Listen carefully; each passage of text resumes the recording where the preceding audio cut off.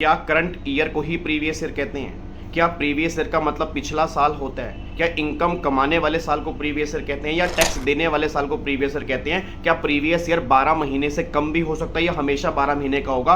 Last तक इस video को बहुत ध्यान सुनना। अगर मैं प्रीवियस ईयर और असेसमेंट ईयर की बात करता हूं, ये हमारा इनकम टैक्स में कॉन्सेप्ट चलता है, जीएसटी में कॉन्सेप्ट नहीं चलता, पहली बात तो ये।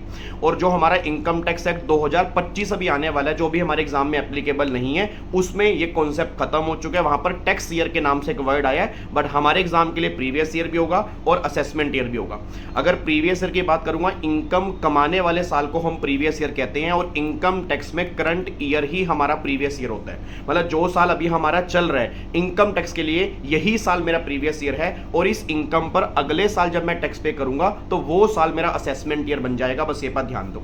एक बात और बहुत ध्यान सुनना कि प्रीवियस ईयर 12 महीने का भी हो सकता है, 12 से कम भी हो सकता है, क्योंकि वो डिपेंड करता है कि आपने बिजनेस सेटअप कहां से किया। और ये 1 दिन का भी हो सकता है, 6 दिन का भी हो सकता है, 6 महीने का भी हो सकता है। अगेन बिजनेस सेटअप कहां से किया, वहां से 31 मार्च, तो 12 महीने से कम भी हो सकता है। बट असेसमेंट ईयर जो होगा वो हमेशा 12 महीने का होगा। असेसमेंट ईयर का भी 12 महीने से कम नहीं होगा। 1 अप्रैल से लेकर 31 मार्च तक चलेगा।